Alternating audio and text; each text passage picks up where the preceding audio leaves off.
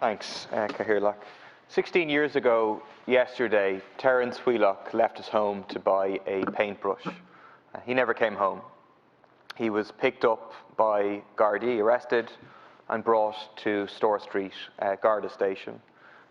He entered a coma as a result of injuries that he received there, and he died 3 months later in hospital. The Gardaí say that he hanged himself, but the family don't believe it, and there's very good reasons not to believe it. The family continue to campaign for a public inquiry. So the question is whether the Minister will meet with the family and whether the Minister will initiate a public inquiry. Thanks, Deputy Murphy. Minister Humphreys. Cathaoirleach, and thanks, Deputy, for raising this issue. I would like to extend my deepest sympathies to the Wheelock family for their terrible loss and the pain Terence's tragic death has caused to them. And I'm very conscious that yesterday, the 2nd of June, was the 16th anniversary of the events which led to Terence's death in September 2005. And I know that this will be a difficult week for the family. My department have recently written to the Wheelock family in response to a request which they have made for a public inquiry to be established to examine the circumstances surrounding Terence's death. As the Deputy will be aware, these events were the subject of an inquiry by the Garda Síochána Ombudsman Commission, and that the report of this inquiry was published by GSOC in March of 2010. I would also note that legal proceedings arising from these matters were settled in 2014. As the Deputy will appreciate, both GSOC and the courts are fully independent in the exercise of their functions, and it is not open to me to intervene in or comment on any inquiry that has been carried out by GSOC or on the outcome of any court proceedings. As these matters have been fully considered by GSOC and have also been the subject of legal proceedings, a further inquiry into Terence's tragic death is not being considered at this time, and my department has outlined this to the Wheelock family in the response to them. Deputy Murphy. Thanks. Yeah, I met the family yesterday, and I'd like to pay tribute to their bravery and courage for continuing to campaign for justice. But the family are not satisfied with the response. It is open to the government to initiate a public inquiry. That's a power that rests with you. In relation to the GSOC inquiry, does the Minister not think it was problematic that it was carried out, it was led by a former Garda who had worked previously, not at the time of the death, but had worked previously at the Store Street Garda station? In relation to the legal proceedings, I mean, they were civil legal proceedings where the family, as I understood, sued for negligence. So again, that has no relationship to whether a public inquiry should or should not be carried out.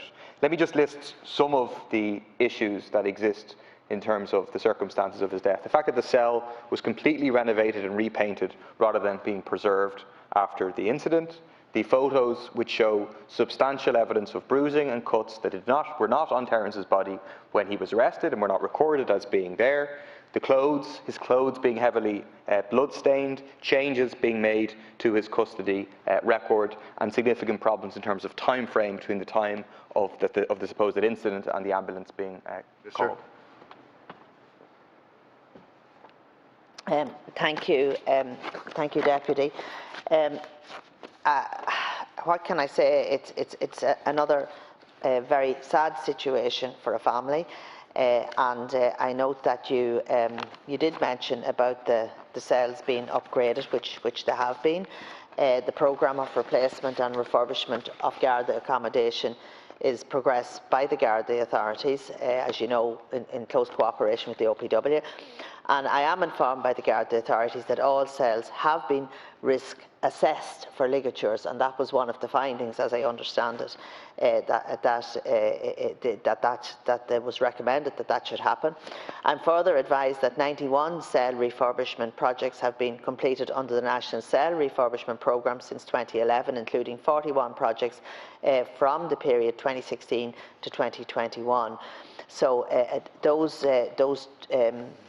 those renovations have been carried out for the safety of other prisoners into the future. The point about the cell renovation was not that cells were renovated subsequently.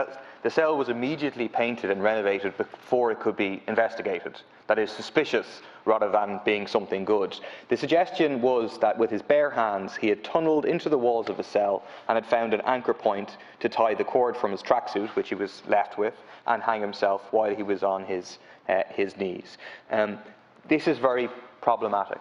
So I have two requests from the family. I think they're quite basic, personally. The first one is extremely basic, that you would meet with the family to discuss these issues and to discuss their call for a public inquiry. They can give you multiple pieces of evidence which indicate all of the problems with what happened here in terms of the circumstances of Terence's death, and also with the GSOC inquiry which followed. And the second point is the need for an independent public inquiry. That's the only way we can get to the bottom of this matter, that the family will feel that they can have justice. Otherwise, we're going to be here, we're going to be raising it again and again, and you're going to force the family to continue to struggle around this issue to try and fight for justice for Terence.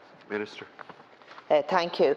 I want to once again express my sympathy to the family, and as I have said, Terence's tragic death was the subject of a comprehensive GSOC inquiry which was published in 2010 and is available on the GSOC website. There was also a settlement reached in the courts, as I said earlier. As Minister for Justice, I cannot comment upon or intervene in the outcome of any GSOC inquiry, nor can I comment upon the outcome of any court proceedings. The independence of GSOC and the judiciary is a key part of our democracy, and I cannot in any way interfere with the outcomes of the previous inquiries and legal proceedings regarding Terence's death. As such, while I am truly sorry for the pain and the anguish suffered by the Wheelock family, it would not be appropriate for me to discuss these matters with them.